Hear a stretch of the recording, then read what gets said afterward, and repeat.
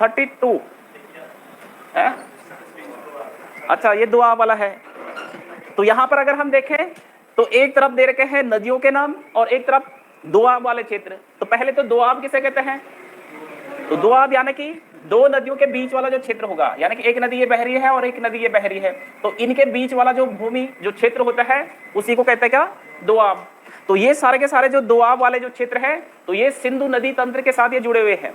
जो सिंधु नदी तंत्र, अगर आपने सिंधु नदी और उसकी सहायक जो 5 नदियां होती हैं, पंचनद जिन्हें कहा जाता है, तो उन्हीं पर ये दोआब बनते हैं। तो यहाँ पर कुल मिलाकर कितने दोआब बनते हैं सिंधु नदी तंत्र पे?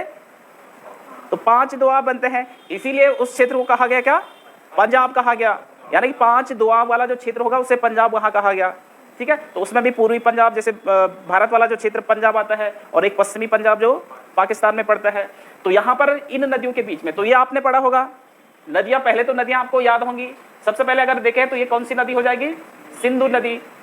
सिंधु नदी के बाद सबसे पहले इनमें लगाने के लिए भी क्रम आता है कि इनका उत्तर से दक्षिण की ओर इन नदियों का क्रम लगाइए। तो सबसे पहले कौन सी नदी आती है?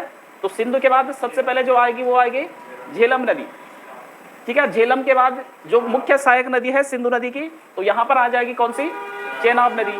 तो यानी कि चेनाब नदी में ही झेलम नदी मिलती है। तो फिर झेलम के बाद चेनाब नदी या चिनाब नदी, फिर उसके नीचे कौन सी नदी आ जाएगी? है, फिर आ जाएगी रावी। रावी आएगी ना फिर। हाँ, और उसके बाद अगर हम देखें तो एक सतलज, ये इसमें मिल जाएगी लास्ट में। तो फिर ये सतलज हो जाएगी, और एक सतलज में मिलती है। कौन से मिलती है सतलज में? तो सतलज में मिलती है ब्यास। ठीक है, और कहाँ पे मिलती है ब्यास नदी सतलज में? इसी प्रकार से तो होगी है? नहीं नहीं नहीं, ऐसे ही होगा। ब्यास, ब्यास मिलती है कहाँ पे? हरिके नामक बैराज पे। ठीक है, तो इसी प्रकार से होगा इनका क्रम। ठीक है, तो सबसे ऊपर अगर हम देखें तो सिंधु नदी और झेलम नदी के बीच वाला जो दोआब वाला क्षेत्र है, तो उसे कौन सा दोआब कहते हैं? इस वाले क्षेत्र को, सिंधु नदी और झेलम नदी के बीच का दोआब वाला क्षेत्र, इसे कहते हैं कौन सा दोआब? इसे कहते हैं सिंधु सागर दोआब। ठीक है, इसको कहेंगे क्या? सिंधु सागर दोआब।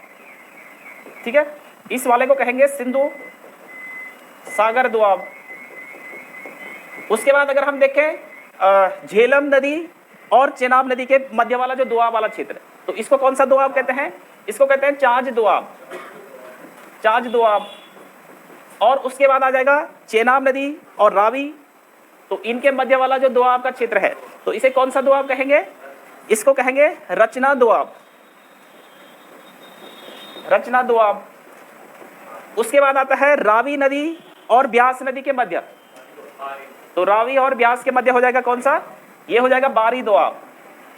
बारी दोआब। और उसके बाद आता है ब्यास नदी और सतलज नदी के मध्य जो दोआब वाला क्षेत्र होगा, तो उसे कहते हैं क्या? बिस्त दोआब है। ठीक है, तो इस प्रकार से ये दोआब वाला क्षेत्र है, तो ये आपने पढ़ा होगा। तो इसमें से हमें बताना है, पहला है इसमें जैसे सिंधु सागर वाला तो दिया नहीं गया इसमें। दूसरा इसमें जैसे बिस्त दोआब है, तो ये किसके मध्य हो जाएगा? तो ब्यास और सतलज के मध्य। तो ब्यास और सतलज के मध्य, तो यानी कि ए का राइट आंसर हो जाएगा कौन सा? थर्ड वाला। तो ए का थर्ड यानी कि एक ही ऑप्शन में है यहाँ पे। ठीक है, पहले वाले में, तो यहाँ पर फर्स्ट वाला ही इसका राइट आंसर होगा। बारी दोआब की बात करें तो बारी दोआब किसके मध्य हो जाएगा? तो वो हो जाएगा रावी और ब्यास के मध्य। तो रावी और ब्यास यानी कि इसका क्या हो जाएगा? बी का सेकंड इसका हो जाएगा। रचना दोआब, तो यहाँ पे रचना दोआब हो जाएगा क्या? चेनाब नदी और रावी नदी के मध्य, तो इसका राइट आंसर हो जाएगा क्या? पहला वाला। और डी का हो जाएगा इसमें फोर्थ वाला। तो इस प्रकार से इसका राइट आंसर यानी कि एक ही ऑप्शन से इसका आ रहा था यहाँ पे फर्स्ट का, अगर हम देखें तो थर्ड आ रहा था, तो इसका जो राइट आंसर हो जाएगा तो वो हो जाएगा कौन सा? ए इसका राइट आंसर हो जाएगा, यही होगा। ठीक है, तो ये आपने पढ़ा होगा दोआब वाला क्षेत्र। तो ये संपूर्ण इसको कहते हैं पंजाब क्षेत्र से कहते हैं। तो कर लो, नोट कर लिया, करो फटाफट। हाँ, तो यही है वो ब्यास नदी। हाँ, ब्यास इसमें मिलती है सतलज में। ठीक है, हाँ एकमात्र, बाकी ये सारे पाकिस्तान में जाके मिलती है। ठीक है।